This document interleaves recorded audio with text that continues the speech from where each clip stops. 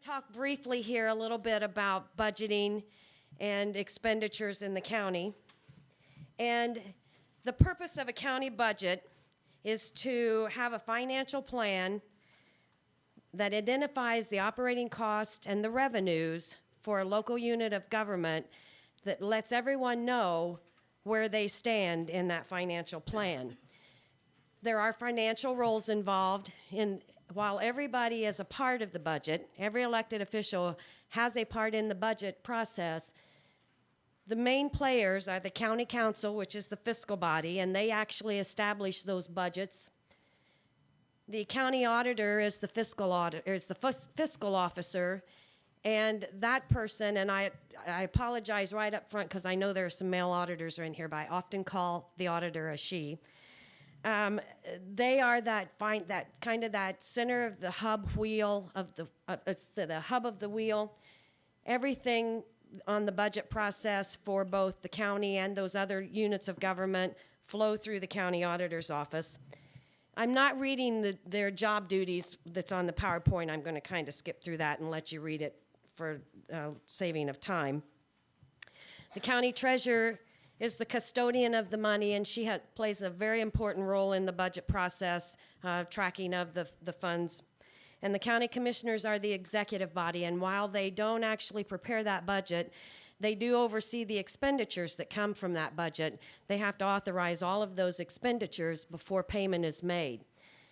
On your PowerPoint, you'll see some manuals, and I gave you some links to some websites. There's a county manual out there that has a wealth of knowledge. It's out on the State Board of Accounts website under manuals. There's also an auditor's manual and a treasurer's manual. And even though that's not your duty, not your office, it's sometimes helping the overall budget process to know what the responsibility of that other part of the wheel is. And so I've given you all of those manuals that will give you reference to the responsibilities of those offices and in the budget process. We'll go over a little bit of budget terminologies. There's two major departments at the state that oversee the budgets and the finances. The one that you'll often hear referred to as the SBOA, that's the State Board of Accounts, and they establish all of the accounting principles for the tracking of receipts and disbursements throughout all funds, all unit funds.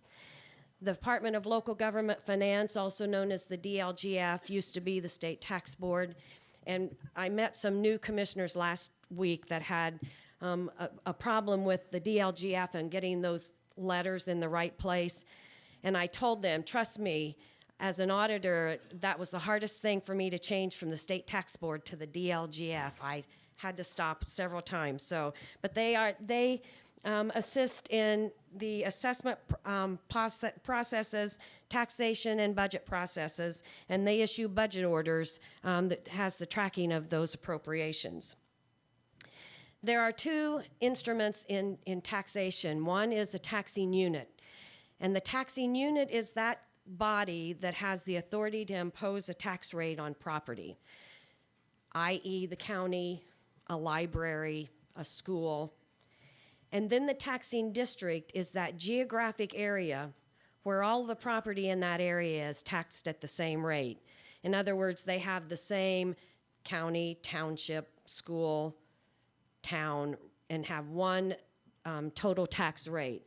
And those two often get confused in the budget process between the taxing unit and the taxing district. And you just remember that the unit is the one that has the authority to literally set the rate, and the district is the total overall rate. It's a geographic. A levy is a word that's used a lot in the budget process, and a levy is the amount of taxes to be collected. The net assessed value is the amount of gross assessed value, which is determined by the county assessor, less all eligible deductions that are filed in the county auditor's office and deducted from that. That makes a tax rate is equal to that levy, the amount of taxes that you are going to collect, divided by the net assessed value of that taxing district, divided by 100. And that's how you determine what the tax rate is for that unit of government. The maximum levy is one that I think is probably one of the most confusing to new people in the budget process. And it's also known as the frozen levy. You'll hear it called that. You'll hear it called controlled levy. And this is something that arose from a 1973 Governor Bowen's tax reform, where it limits the ability of local units of government on the amount that they can increase their levy. And that levy increase is generated around a 6-year average of non-farm income. It's quite a hefty calculation. It's done. The State Board of, or the Department of Local Government Finance every year will issue what that percentage is. I think this year it was like 2.94 was the increase that you could put to increase that levy, that total levy for the county. And if you have any questions as we're going, please stop me. There are several different kinds of funds. We have levy control funds, and those are the funds that are determined when you take the levy and divide it by the assessed value, and that gives you the rate. Or you can have a rate control fund, and that's where the county council adopts a resolution that establishes a rate for a specific purpose, and they're normally called CUME. You often think of them as CUME Bridge, CUME Courthouse, CUME Capital Development, and those then take the rate times the levy to know how, or rate times the assessed value that determines the levy. The other type of fund that we have is a debt service fund, and that levy is determined by the amount of principal and interest on the approved tax-supported debt. I gave you a website here. If you'll see it, it's kind of not very dark there. But there is a sheet that was put out there by Purdue University that kind of describes all of these 3 different levy funds and gives you some very detailed information that you can go out and further research these. Property tax caps are a new thing in the budget process, and these are just a few years old. And these are the maximum amount of dollars that can be paid on a specific type of property depending on its property class use. A homesteaded property is under the cap 1 at 1%. Non-residential and agriculture land are cap 2, and commercial and industrial properties are at cap 3. When you have a tax rate that is over $3 for a taxing district, there will be those properties that have that 3% rate that will have what is called, they'll receive a property tax credit. The industries will. These property tax credits are that difference between that cap and what would actually calculate out. And these are truly lost revenues to the counties. You never recoup this revenue. So when you're in your budgeting process, you have to allow that in your total budget process because those amounts, those revenues are never recouped. An appropriation is an amount established by the county council for the expenditures of funds. And all appropriations fall under 4 categories. These used to be 100, 200, 300, 400, but because of the new accounting systems, we now have 5 digits. So I'm going to call them 100. 100 is personal services, and anything that has to do with salaries, benefits, and wages falls under the 1,000 series. 2,000 series are supplies, those things that are actually in your hand, that you can hold in your hand. 3,000 are other services, postage, telephone, utilities, those things that you receive.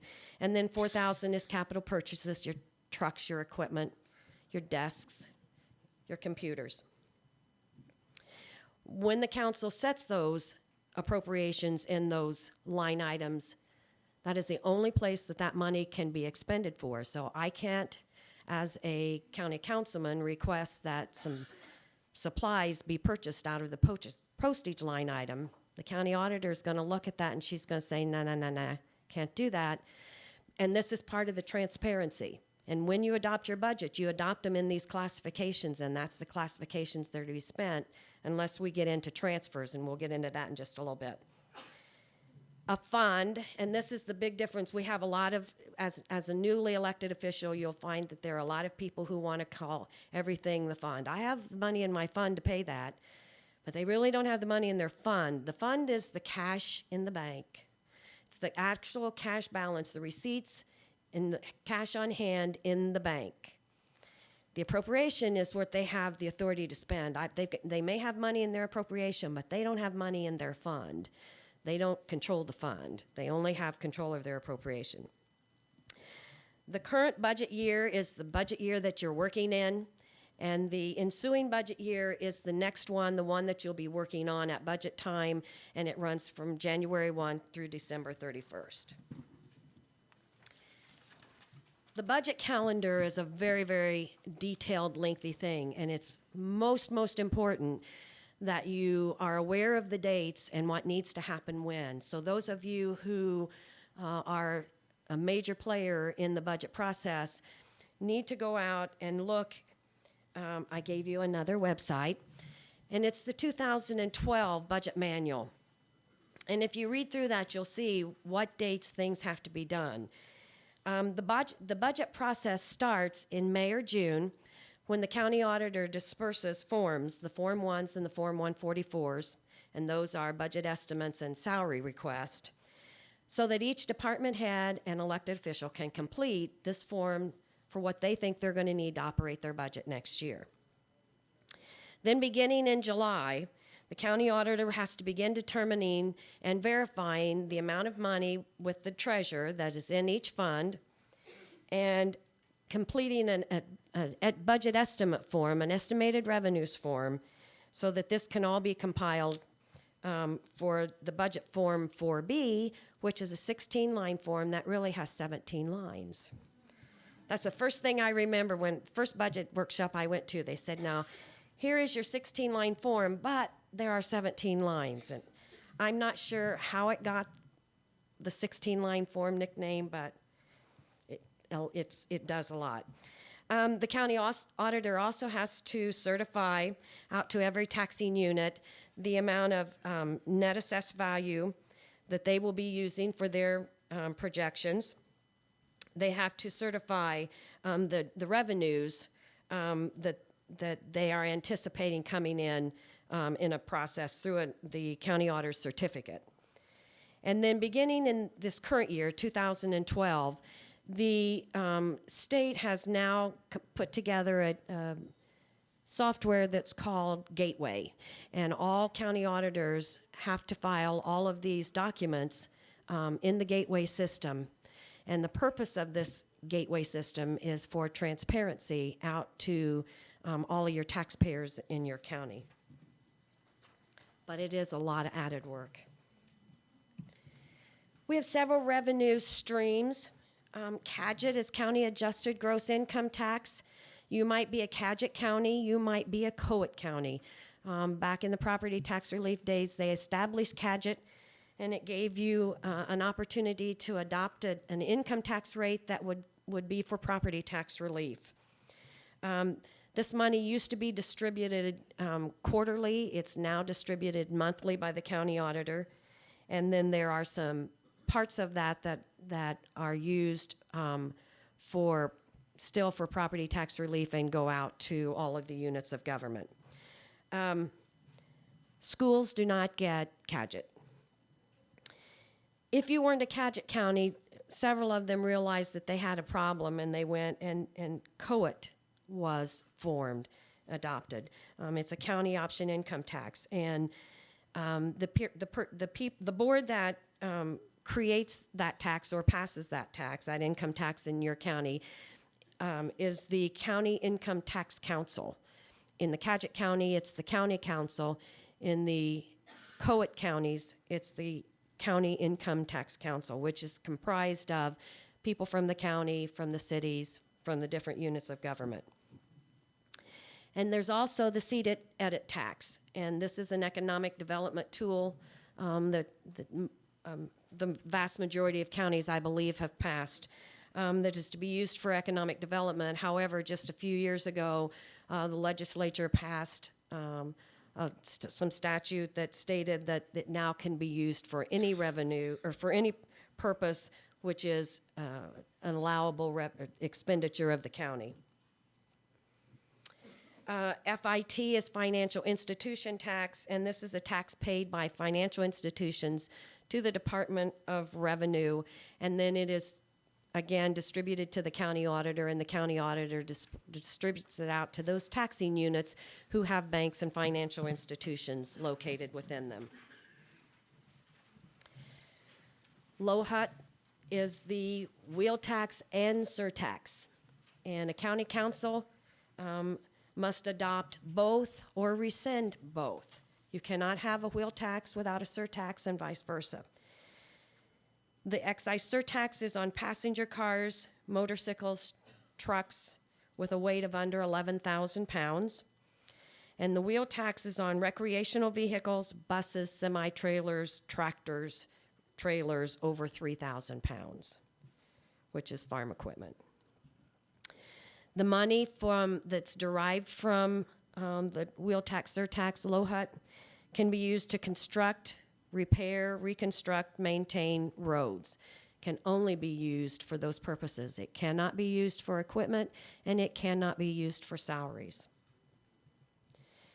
The MVH fund, or the Motor Vehicle Highway Fund, is money received from the Department of Revenue, and this money comes from the taxes paid on gasoline. This money must be placed in the highway fund, and it may be used for salaries and equipment along with maintenance. The local road and street fund, the county receives it from the Department of Revenue. It also is from some of the excise tax dollars. It's deposited into a local road and street fund, and it can only be used for road maintenance, construction, and reconstruction. It, too, cannot be used for salaries or equipment. The excise tax, a lot of people, a lot of new officials, and a lot of taxpayers are quite confused, believe that when they go to the BMV and they register their car and plate it, that the excise tax that they pay goes toward their roads. It does not. The excise tax that you pay when you register your vehicle is distributed just like all other property tax money. It is put in and apportioned out by the fund, by the rate, to all the units of government. And then you have a lot of users' fees. And I just listed a few here, but this is one that if you're a struggling county, you might want to take a look at and make sure that your user fees are where they need to be and that they're a fair, just fee. Building permits. I know a lot of counties over the last few years have really increased their building permit fees. Health department fees, those fees for birth certificates, death certificates, and all of these fees that are brought in, they're pretty much user fees, but these are all of these funds go into that budget estimate process.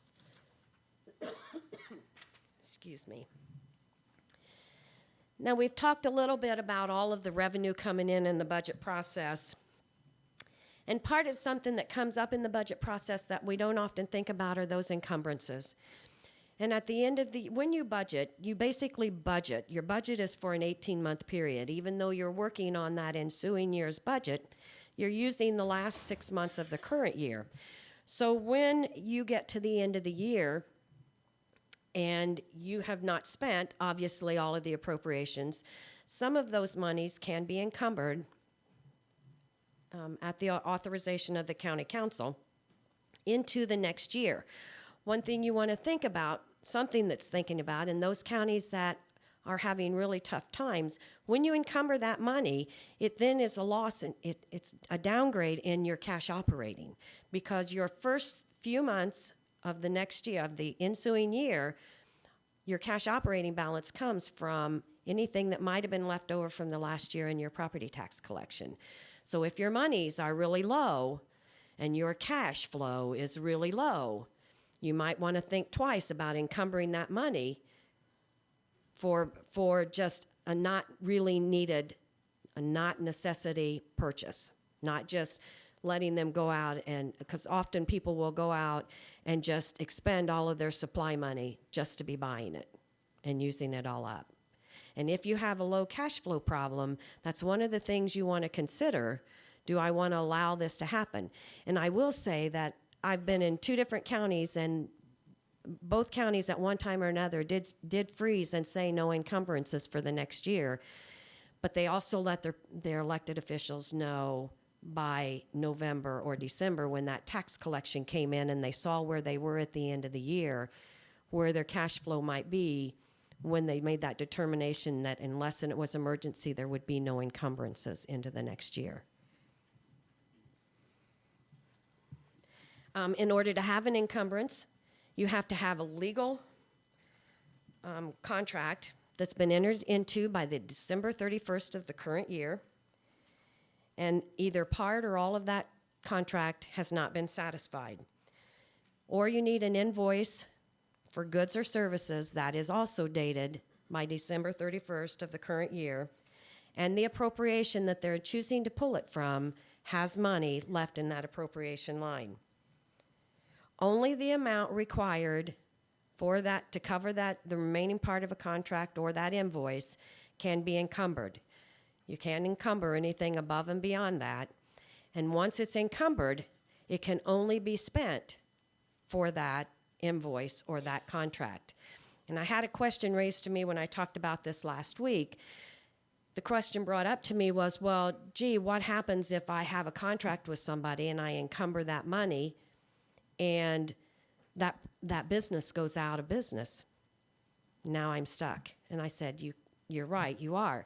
But what you have to do is go into a reduction and reduce that encumbrance, and then go through an additional appropriation process. But the encumbrance can only be spent for what and the person that invoice was encumbered for. Appropriations. All money, let me say that again, most money must be appropriated by the county council before it can be spent. There are a few exceptions, and I've given you another link. It's in that auditor's county manual, and it happens to be on page 814. I've got that one memorized for a long time. And that gives you a list of those funds or those types of expenditures that don't have to be appropriated. A refund of taxes does not have to be appropriated.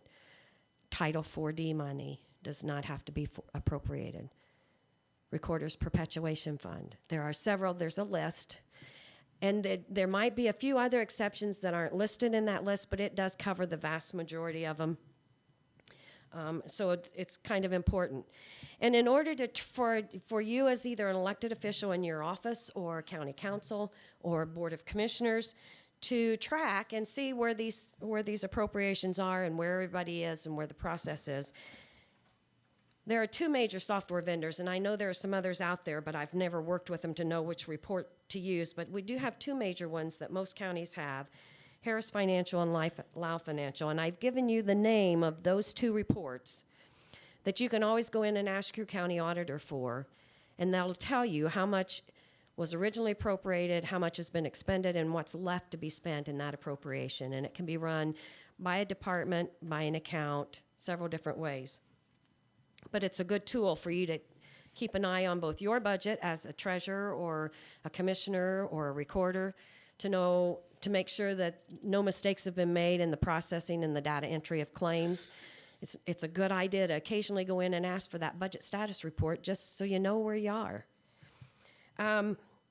If an appropriation is insufficient, you have 2 options what you can do to cover what you might need to spend. One is a transfer of appropriation, and I've given you the code site that supports this. And the transfer within a budget classification needs no council approval. In other words, if I'm going from office supplies to official records, they're both in the 2000 series, you don't need council approval. You simply need to fill out a paper, take it to the auditor's office, and they'll switch it from one appropriation to another.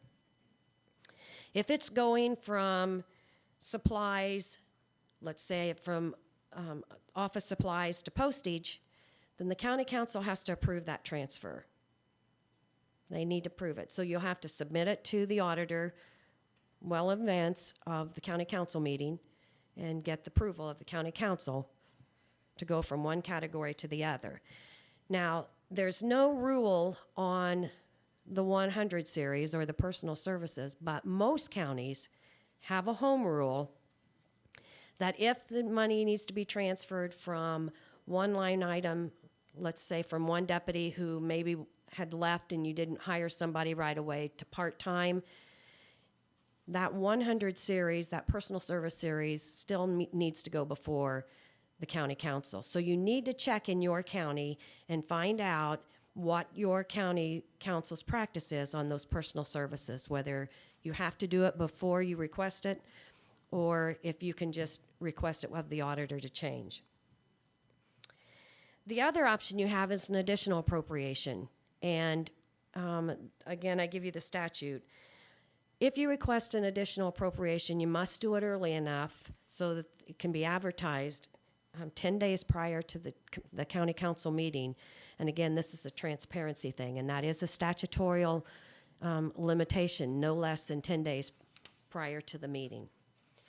And in working in different counties have different practices of how they handle their additional appropriations. So I think it's important, probably not in January because you won't be needing anything in January, but you know, once you get your feet wet and you feel a little bit comfortable where you are, finding out what your county's practice is and what the practice is of the county council when it comes to adopting. Some have to authorize the advertisement at a meeting, and then it's advertised before the next meeting and it's done. Some of them just advertise it 10 days prior to the meeting and then act on it. It can be done in several different ways. Jim? When you say practices, are they just like we've always done that, or is there some type of bylaws or something that says this is the way we Normally, it's just a home rule. It's just something that's always been done that way. So we can do it differently if we choose to, if the council chooses to? That's correct. The last thing I'm briefly going to touch over is the expenditure process and how everybody has a vital role in this also. Everyone has a role. It's not just the auditor's job to expend the money of the county. While she processes it, everyone has a role. And in order to make sure that things are taken from your account, your appropriations, the way you want them to be, and so that you can track them. As an elected official, it really is your responsibility to fill out a warrant, a voucher, for claim pay. And with that, you want to put the original invoice, not a copy of the invoice, but the original detailed itemized invoice with that claim voucher. You need to date it and sign it, and you also need to, on the front side of it, tell what line item, what appropriation in your budget you want it to come from. Those really all need done by the elected official before they ever take it to the auditor's office.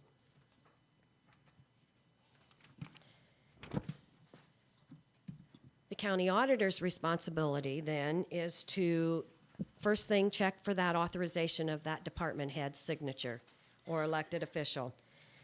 Make sure that the invoice is fully itemized and it's the original invoice. And let me tell you why the original invoice is so important.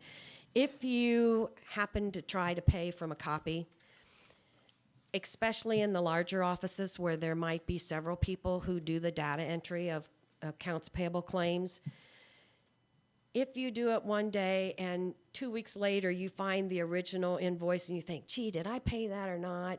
You run that budget status, it's not out of there yet. You set and pay a second one.